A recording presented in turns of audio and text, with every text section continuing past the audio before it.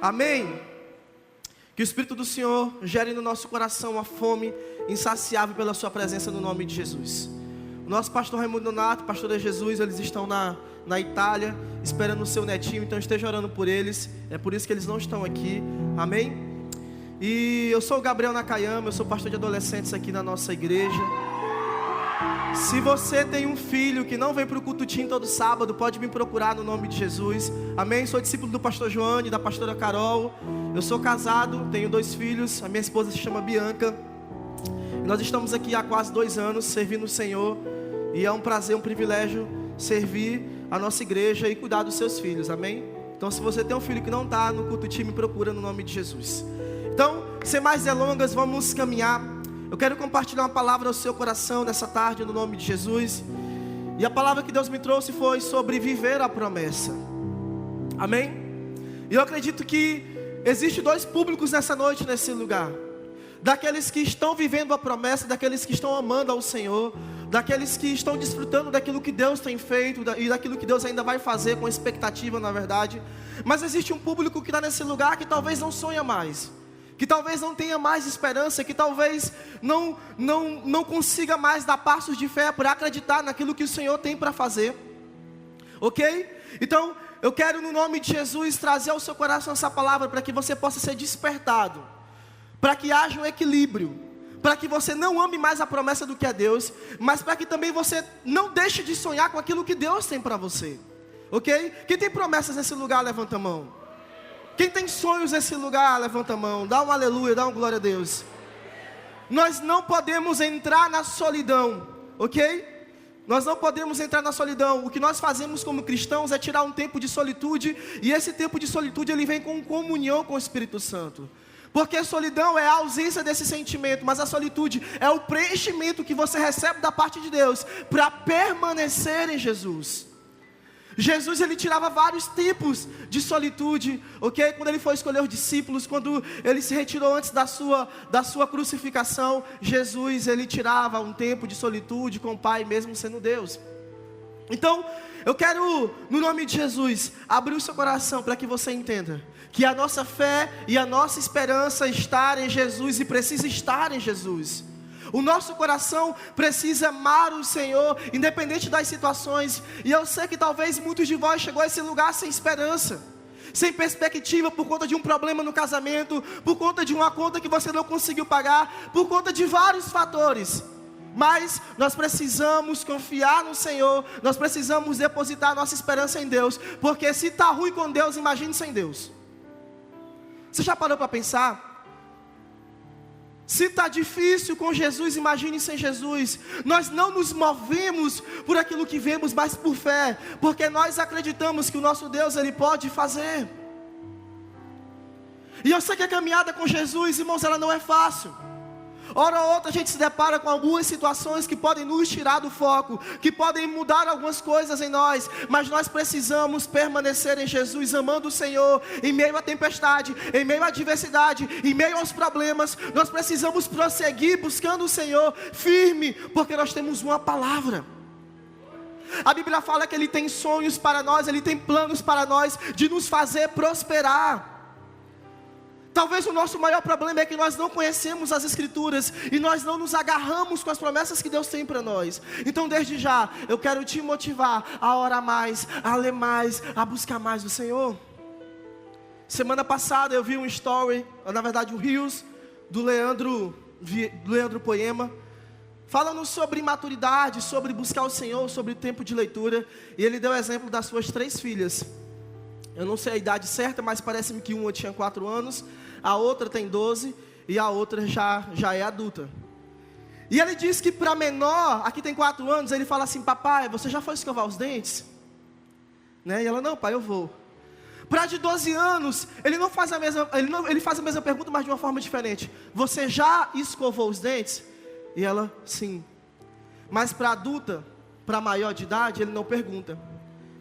E eu entendo que nós precisamos alcançar esse nível de maturidade, a ponto de nós precisamos buscar o Senhor. E eu sei que existem pessoas novas na fé. Vai ter o seu discipulador, o seu líder que vai te acompanhar e vai falar assim: olha, você precisa ler a Bíblia, você precisa orar, você precisa gastar tempo com Deus.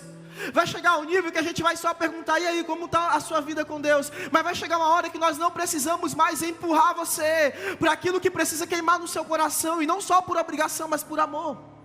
Vocês estão me entendendo?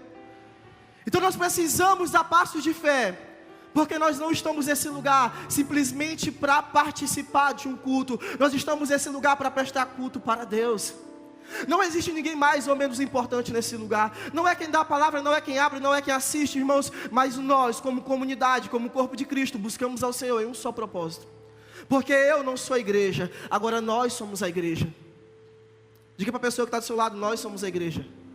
Fala assim: eu vou subir com você, eu não vou sozinho. Então esse é o coração de uma igreja que vive os fundamentos apostólicos, de uma igreja que vive os fundamentos proféticos, que tem a perspectiva, a visão profética do reino de Deus. Porque nada é sobre nós, tudo sobre Jesus. 2 Coríntios capítulo 5, verso 7. O apóstolo Paulo fala assim: olha, nós precisamos viver por fé. Nós precisamos viver por fé. Nós precisamos abrir mão daquilo que a gente enxerga, porque a gente muitas das vezes tem a síndrome de Tomé: assim, eu quero pegar em tuas mãos para ver se está furada, mas não. Nós precisamos, no nome de Jesus, acreditar que o Senhor pode fazer, porque fé significa confiança. Amém? Você precisa confiar no Senhor, no nome de Jesus. E eu quero convidar aqui a Evelyn. Eu quero que você escute essa canção, porque eu sei que é difícil, eu sei que não é fácil. E esses dias eu estava em Marabá, e eu vinha de viagem para a Imperatriz. Eu coloquei essa canção e eu comecei a meditar. E eu comecei a pensar em várias coisas, de onde eu estava, de onde Deus me tirou e de onde Deus queria que eu estivesse.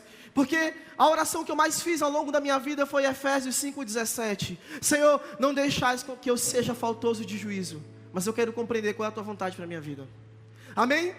Então nós vamos permanecer no Senhor no nome de Jesus. Feche seus olhos, curva sua cabeça. Escute essa canção. Doce presença, és meu abrigo,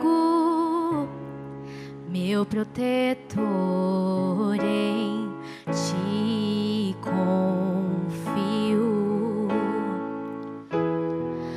Mesmo sem ver, eu posso crer que tua promessa está de pé, irá se cumprir.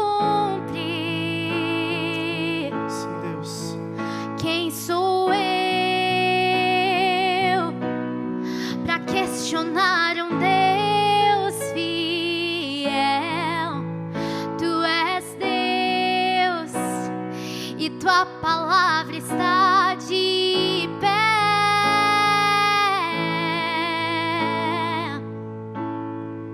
Oh, és minha âncora. Se você sabe, canta. A minha esperança, em que minha fé firma desça. Eu não temerei, eu não temerei. És minha âncora. Vamos, igreja. A minha esperança, em que minha fé firma desça. Eu não temerei, eu não temerei. Sei que no vale também está. Sobre o bravo mar me ensina a caminhar. Tu és o quarto homem na fornalha. Tu és o meu Deus que não falha. Sei que no vale também está. Sobre o alto mar me ensina a caminhar. Tu és o quarto homem na fornalha. Tu és o meu Deus que não falha. Assim como você está, eu quero te dizer que você não está sozinho, amém? Eu sei que existe promessas sobre nós como igreja, e as promessas de Deus, elas vão se cumprir. Eu sei que pode estar tudo difícil, mas nós não caminhamos segundo a nossa vontade, nós caminhamos segundo a vontade do Senhor. E eu quero declarar que nessa tarde, casamentos serão restaurados, a vida financeira da igreja vai ser restaurada, as emoções. Eu quero te dizer, o controle de tudo está nas mãos do Senhor. Seja grato a Deus em todas as circunstâncias da sua vida, porque os problemas, as adversidades, o caos, Ele vai nos amadurecer, porque nós somos dependentes do Senhor. Jesus, como nós somos gratos a Ti. Obrigado por todas as coisas, Espírito Santo. Obrigado, meu Deus, pelos problemas. Obrigado pelas adversidades. Obrigado pelas situações. Porque, Senhor, em Ti nós conseguimos passar, em Ti nós conseguimos vencer.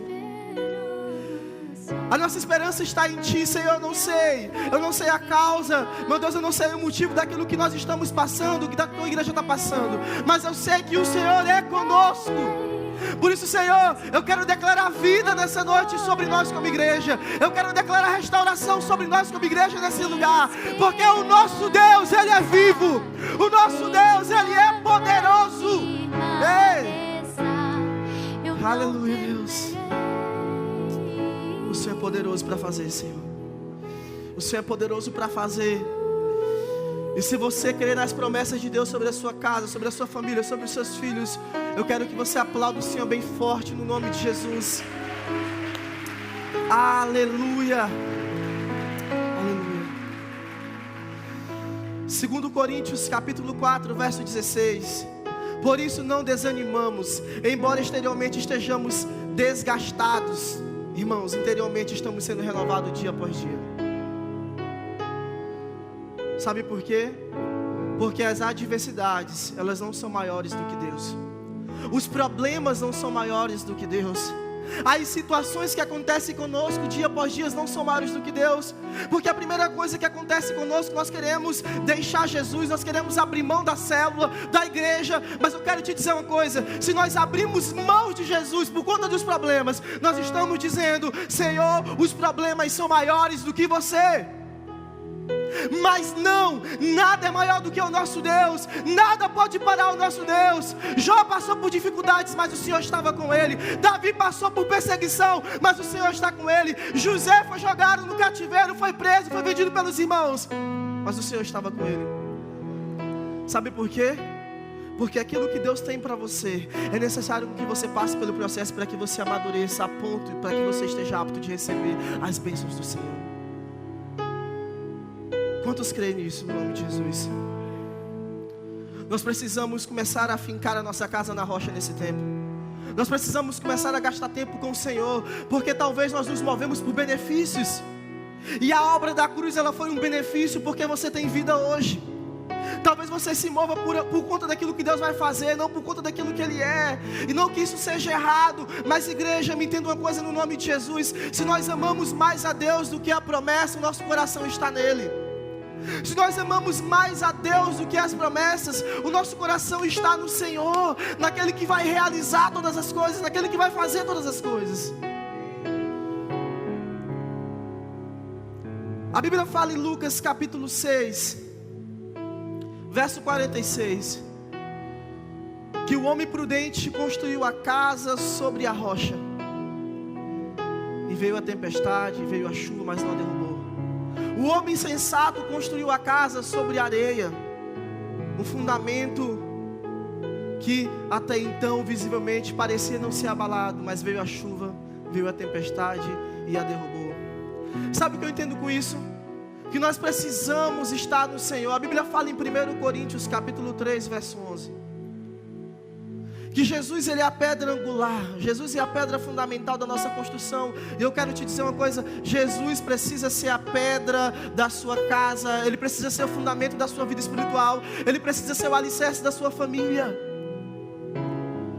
Porque vai vir as adversidades, sim, e você vai permanecer. Eu prefiro, irmãos, ter uma cabana em cima do rochedo do que ter um castelo em cima da areia. Porque você pode gastar muito dinheiro, você pode investir tempo, você pode investir o melhor material. Se você não investir no fundamento, a sua casa pode cair. E tudo aquilo que você investiu vai ser desperdiçado, sim ou não? Quem é que trabalha com construção? Amém, amém. O alicerce, dependendo do terreno, precisa ser o quê? Firme. Irmãos, eu recebo várias mensagens dos adolescentes, né? E um adolescente me mandou mensagem perguntando assim: pastor, como eu faço para viver Maranata, né? E eu tenho falado muito sobre isso nesses últimos dias. Maranata é uma expressão que significa ora vem, Senhor Jesus. E eu falei assim: minha filha, para vivermos Maranata, nós precisamos estar no Senhor, nós precisamos amar o Senhor, nós precisamos buscar o Senhor, porque é um desejo ardente no nosso coração pela volta de Jesus, que vai nos levar a um posicionamento. E para que eu construa esse fundamento, para que eu construa esse alicerce, irmãos, é o básico do Evangelho: oração, jejum e leitura da palavra. Oração, jejum e leitura da palavra. Nós não podemos abrir mão do básico, do necessário. Sabe por quê? Porque é isso que vai sustentar a sua casa. É isso que vai te dar ânimo, é isso que vai te dar força. Porque um homem que conhece a Bíblia, ele consegue se esquivar do pecado, ele consegue se esquivar das adversidades, ele consegue vencer. Agora, um homem que não conhece a Bíblia, irmãos, ele não consegue nem passar do segundo round. Não consegue, porque nós somos vencidos por conta de um simples detalhe que faz toda a diferença em nossas vidas. Eu vim à igreja, não muda nada. Eu participar de uma célula, talvez não mude nada. Agora, se eu faço isso e eu tenho o meu relacionamento diário com Jesus, e isso vai fortalecer a cada dia mais a sua vida. Diga amém. Nós precisamos compreender que Jesus, Ele precisa ser necessário todos os dias em nós, para que haja uma mudança aqui, para que eu consiga mudar alguém também. Nós passamos por dificuldades, mas nós somos muito bons em questionar a Deus: o porquê disso, o porquê daquilo. Senhor, mas por que isso? Por que fulano morreu? Por que aconteceu essas coisas? Mas eu quero te desafiar, igreja, nesse tempo, a parar de perguntar o porquê e começar a dar resposta. Um dia um homem de Deus, eu esqueci o nome, não lembro se era John Piper ou Bill Johnson, mas ele falou assim: olha, eu tenho 10 minutos para gastar tempo com Deus, e dentro desses 10 minutos eu gasto 8 adorando e 2 orando.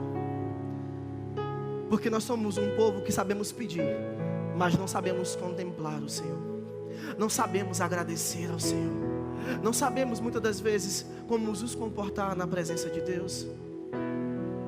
O Senhor sabe da sua necessidade, sim ou não? Já chegou o dia de eu entrar no meu quarto para orar e eu não falar nada, e eu só escutar o Senhor, e depois eu começo sim a conversar com Ele, mas eu gasto aquele tempo escutando a Deus, porque eu pergunto demais, todas as horas, todos os momentos: Senhor, Senhor, Senhor. Mas tem uma hora que a gente precisa parar com tudo, parar e falar assim: Senhor, o que o Senhor quer? Nós precisamos, no nome de Jesus, entender que nós precisamos viver a promessa, mas nós só vivemos a promessa quando nós amamos aquele que vai fazer com que todas as coisas aconteçam. Então eu quero que você faça uma oração nesse tempo: Senhor, eu quero viver as tuas promessas, eu quero viver a tua vontade. Você já parou para pensar que muitas das vezes a gente inverte os papéis? A gente quer dar o tempo naquilo que Deus não deu tempo. A gente quer que Deus responda no nosso tempo. Se o Senhor não fizer, eu vou sair da igreja. A gente sempre quer embargar com Deus. Deixa eu te dizer uma coisa: o Rei chegou. Jesus é a promessa para governar sobre a terra. A Bíblia fala que todo joelho se dobrará diante do Senhor, que toda língua confessará que Ele é o Senhor. Ele é o nosso Deus, Ele precisa governar sobre nós, amém? Buscar a Deus por benefícios revela um coração que ama mais a promessa e não a Deus. Eu acredito que nessa tarde é uma tarde de tomarmos uma decisão. Uma decisão que pode mudar completamente a sua vida, seja para algo bom ou seja para algo ruim. Amém? Essa decisão pode alterar completamente as nossas vidas. Alguns talvez seja confessar a Cristo como um Salvador. Outros é mudar de rota e começar a fazer as coisas da forma correta. Há 10 anos atrás eu entreguei a minha vida para Jesus, irmãos. Eu tenho 26 anos de idade. Com 16 anos de idade eu encontrei o Senhor, eu me apaixonei por Ele. Eu fui para o encontro com Deus. Quem já fez encontro com Deus aqui da igreja? Foi nesse encontro que eu fui, que me ganharam para Jesus, que eu fui ganho para Ele, que eu me apaixonei, que eu entendi o que Ele queria fazer em mim. E nesse encontro eu tomei uma decisão que mudou completamente a minha vida. Eu não sonhava até então em pastorear, eu não sonhava até então em cuidar de uma célula, eu não sonhava em ir para as ruas pregar o Evangelho, eu não sonhava em fazer um livro. Mas eu entendi que a minha oração não é para que Deus faça a minha vontade, a minha oração é para descobrir a vontade de Deus. E eu comecei a entender tantas coisas. Eu comecei a entender que o Senhor queria mudar a minha vida por completo. E a partir daquele dia, junho de 2012, a minha vida mudou completamente por conta de uma decisão. O Evangelho é responsabilidade. O Evangelho, irmãos, é para quem tem sangue no olho. O Evangelho é para quem decidiu morrer para o mundo e viver para Deus. O Evangelho não é só por conta dos benefícios, não é só por conta das promessas que Deus tem de me fazer prosperar. Mas o Evangelho é transformação, é mudança. Amém? A Bíblia fala nos Evangelhos que aquele que quer seguir a Jesus precisa negar-se a si mesmo, tomar a sua cruz e ir após Ele. É uma vida de renúncia. É uma vida de renúncia. Isso pode nos custar muita coisa. Talvez possa custar a sua empresa. Talvez possa custar, sabe, uma amizade. Talvez possa custar muitas coisas. Mas a bagunça de Deus é organizar aquilo que estava bagunçado. Amém? Nós não compreendemos muitas das vezes, porque nós falamos assim: Senhor, minha vida está um caos, cadê as promessas, cadê os planos? Mas Deus está consertando toda a obra, porque Ele não constrói nada sobre um fundamento velho. João 6,38 diz assim: pois desci do céu, não para fazer a minha vontade, mas para fazer a vontade daquele que me enviou. Isso é Jesus falando. Jesus, antes de ser crucificado, Ele faz uma oração: Pai, se possível, passa de mim esse cálice, mas contudo, que seja feita a Tua vontade. Nós não estamos nesse lugar para fazer a nossa vontade. Pergunta para a pessoa que está do seu lado: você já confessou Jesus como Salvador? Pergunta aí: você já confessou a Cristo como Salvador? Agora diga assim: se ela disse sim, você não governa mais a sua vida, você não se manda mais. Quem manda em nós é Jesus. É tudo sobre Ele. É para fazer a vontade dEle. É para viver os propósitos dEle. Diga amém. Nós precisamos abrir mão. Você perdeu a sua vida. Eu quero te dar essa boa notícia: você perdeu a sua vida por amor a Jesus. Você encontrou aquele que vai direcionar a sua caminhada nesse tempo, para que você viva o extraordinário de Deus. Eu creio muito nisso no nome de Jesus. Sabe por quê? Porque os sonhos de Deus são melhores do que os nossos sonhos. Os sonhos de Deus são maiores do que os nossos sonhos. Efésios capítulo 3, verso 20. Aquele que é capaz de fazer infinitamente mais de tudo aquilo que pedimos ou pensamos, de acordo com o seu poder que atua em nós. Se você tem planos, se você tem sonhos, se você tem projetos, eu quero te dizer: o Senhor vai te surpreender nesse tempo no nome de Jesus. Diga amém. Se você tem sonhos, se você tem projetos, o Senhor vai te surpreender, porque os sonhos dele são melhores do que os seus. Como pode um filho pedir pão e eu dar pedra? Deus não vai dar nada ruim aos seus filhos, amém? Nós somos privilegiados porque nós somos filhos de Deus. Guarda esse versículo no seu coração. Deuteronômio 29, 29. Olha que incrível esse versículo. As coisas encobertas pertencem ao Senhor, ao nosso Deus, mas as reveladas pertencem a nós e aos nossos filhos para sempre, para que sigamos todas as palavras desta lei. Diga amém. Você entendeu esse versículo? Que as coisas encobertas pertencem a Deus, mas as reveladas pertencem a você. Isso significa que você pode conhecer o Senhor, que você precisa descobrir quem é o Senhor. A Bíblia fala em Oséias 6 que eu preciso conhecer o Senhor e prossegui-lo em conhecê-lo. Ou seja, todos os dias eu preciso buscar o Senhor, porque quando eu busco o Senhor eu tenho uma revelação, e essa revelação ela começa a me dar e me trazer intimidade. Eu começo a conhecer ainda mais o Senhor e eu começo a me apaixonar. Porque senão daqui a pouco vir à igreja se torna chato. Porque senão daqui a pouco ir para a cela se torna chato. Tem gente que consegue passar 10 anos e ainda assim não ser alterado pelo Senhor. Sabe o que vai mudar você? Repita comigo: uma revelação. Isso vai mudar completamente a sua perspectiva profética a respeito do fim. Nós precisamos como igreja ter essa revelação no nome poderoso de Jesus. Diga assim: Senhor, eu quero descobrir as coisas encobertas. Eu quero que você faça essa oração quando você chegar em casa, ou faça ela diariamente. Senhor, o que o Senhor tem aí? O que tem no céu? Senhor, e aí, o que o Senhor tem para mim? Eu quero sonhar com os teus sonhos. Eu quero viver nos teus sonhos. Eu estou em crise com algumas coisas nesse tempo, e uma delas é que nós cobramos demais os nossos filhos para quando ele formar, para quando ele na verdade sair do ensino médio, ele tem uma formação. O sistema oprime os adolescentes e os jovens que estão nessa fase de transição, porque nós jogamos uma responsabilidade de um sonho que é nosso muitas das vezes, que o pai não viveu e quer que o filho viva. E os nossos filhos, talvez o seu filho sofra com ansiedade, porque ele pega uma responsabilidade que não é para ele. O sistema tem nos pressionado a ter uma faculdade, a ter uma formação. Não é que não vai ter, amém? Mas nós precisamos do nome poderoso de Jesus entender o tempo de todas as coisas.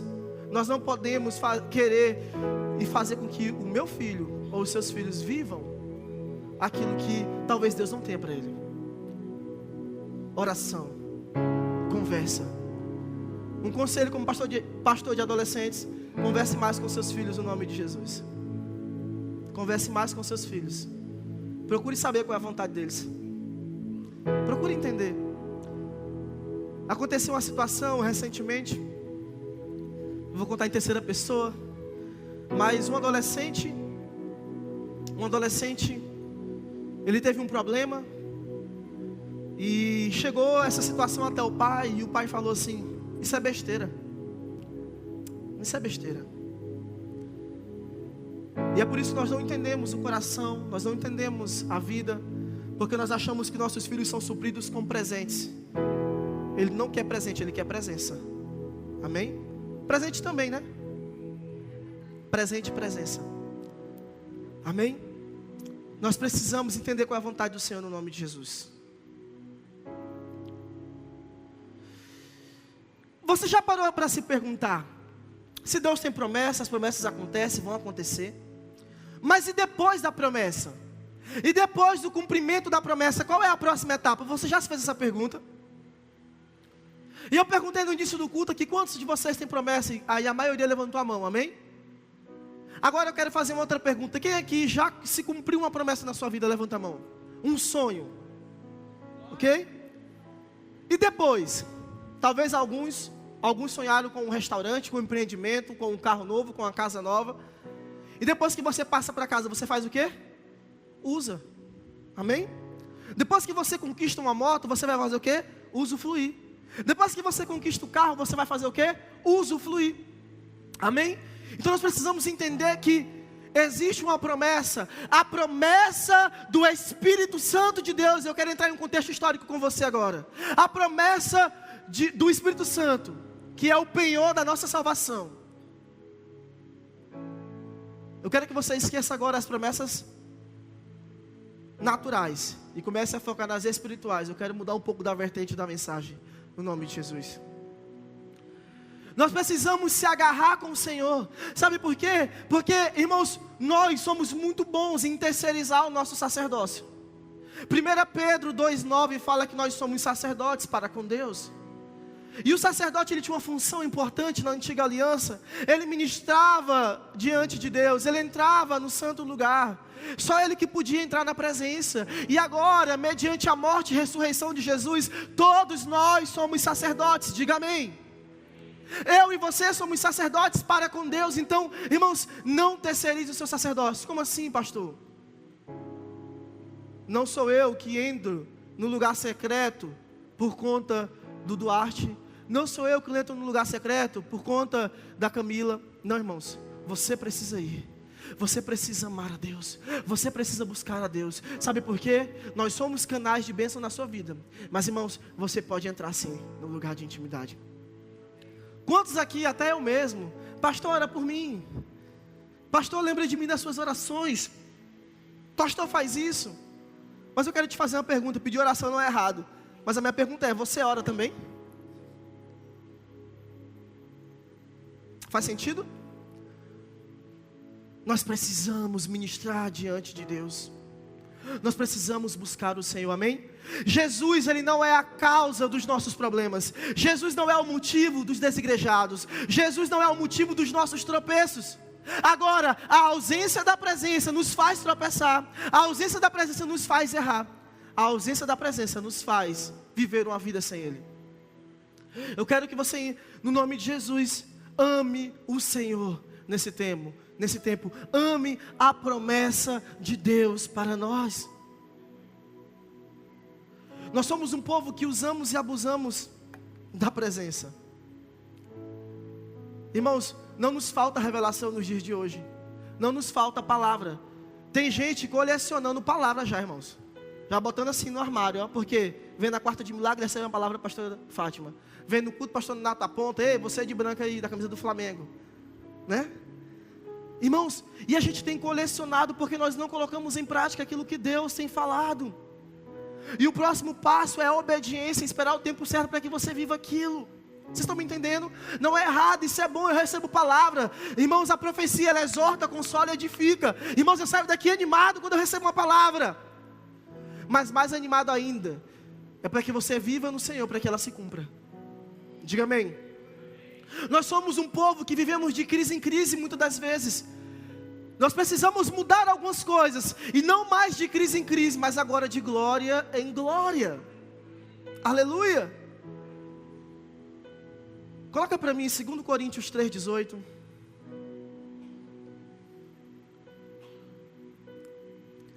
E todos nós que com a face descoberta contemplamos a glória do Senhor, segundo a sua imagem estamos sendo transformados com glória cada vez maior, a qual vem do Senhor, que é Espírito.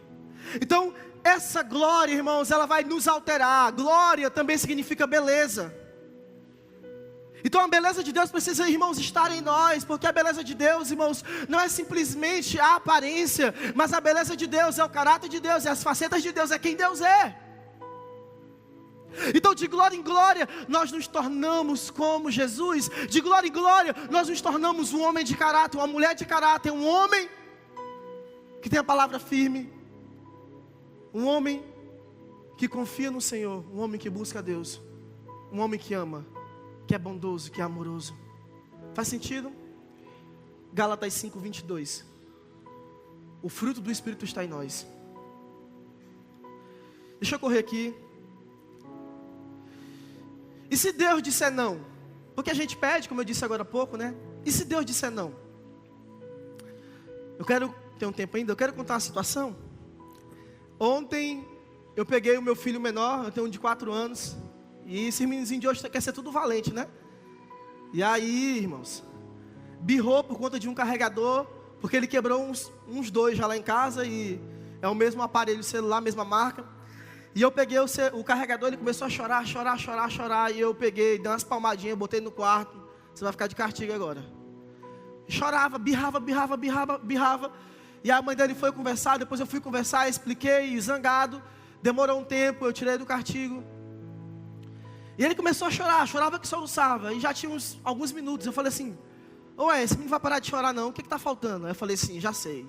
Fui lá, peguei no colo, dei um cheiro, fiz um dengo, pronto. Amém? O que eu aprendi com isso? É de que os nossos filhos, eles não precisam dos bens, né? Eles precisam do Pai.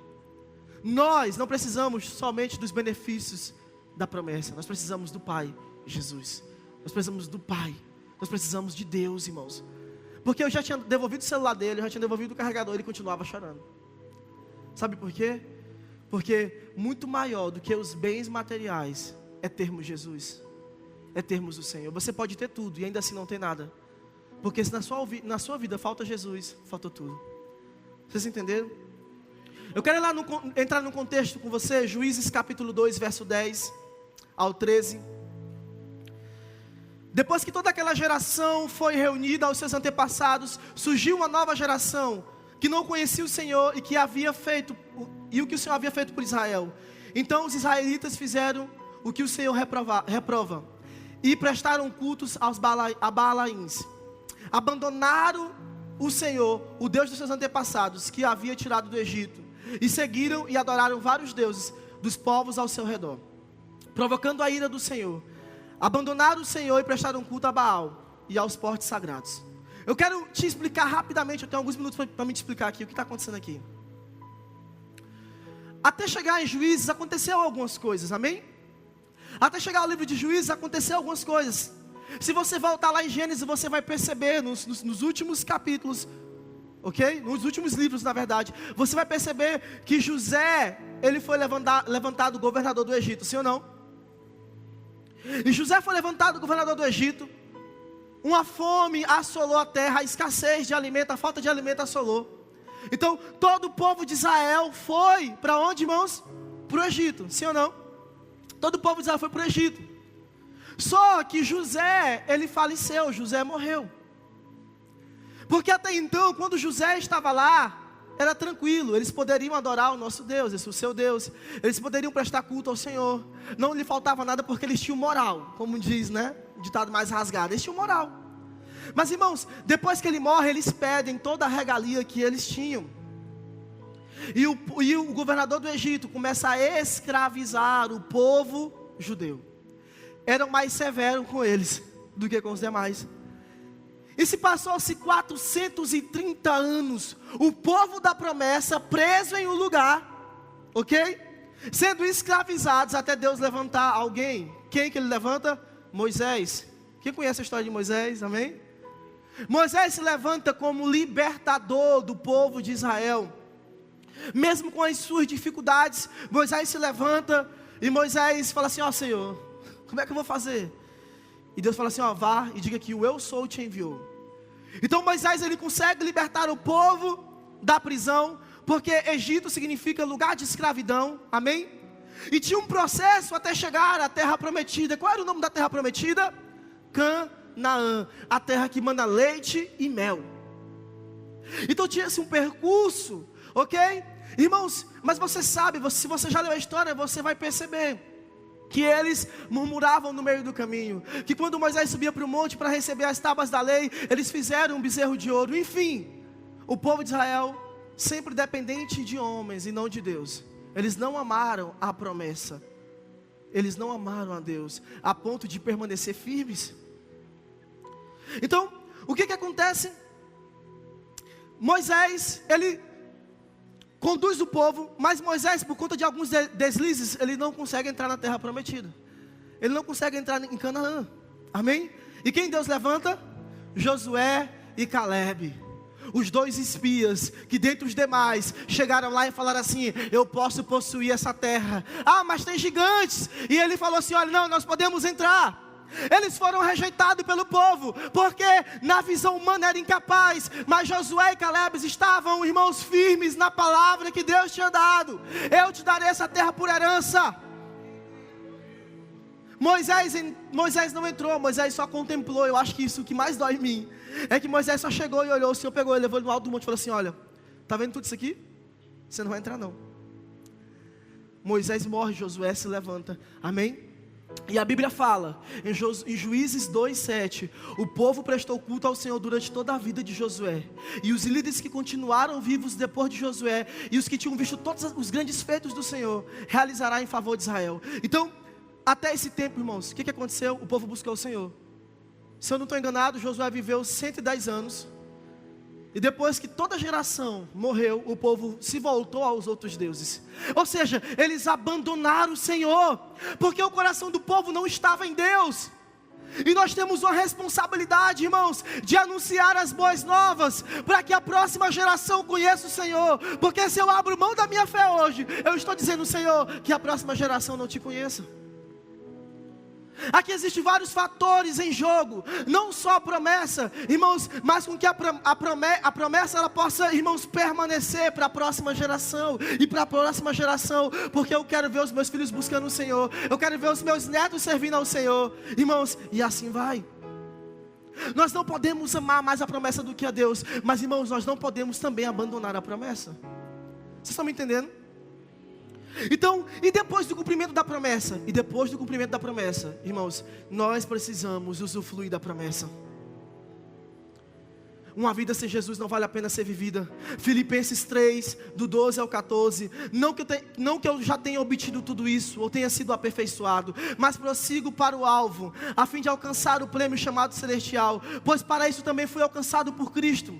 Irmãos, não pense que eu mesmo já tenho alcançado, mas uma coisa faço, esquecendo-me das coisas que ficaram para trás, e avanço para as que estão adiante. Eu prossigo para o alvo, a fim de ganhar o prêmio chamado celestial. Amém? De Cristo Jesus. Nós precisamos começar a abrir mão de algumas coisas, porque existe uma promessa sobre nós. Eu preciso me desembaraçar, eu preciso deixar para trás, eu preciso prosseguir adiante do Senhor, porque existe uma promessa, a promessa do Espírito Santo de Deus. Irmãos, esses processos que o povo de Israel não conseguiu muitas das vezes passar sem murmurar ou sem vacilar, trazendo para a nossa realidade, irmãos, eu quero dar um exemplo de uma prova de circuito aqui, em equipe. Tem vários obstáculos, sim ou não? Até você chegar no final da prova. Mas sabe o que é que muda, irmãos? Trazendo para o espiritual, é que o nome do nosso time é Jesus, e a bandeira que nós levantamos é o leão da tribo de Judá. Nós iremos caminhar como igreja até a volta de Jesus, para que as promessas se cumpram.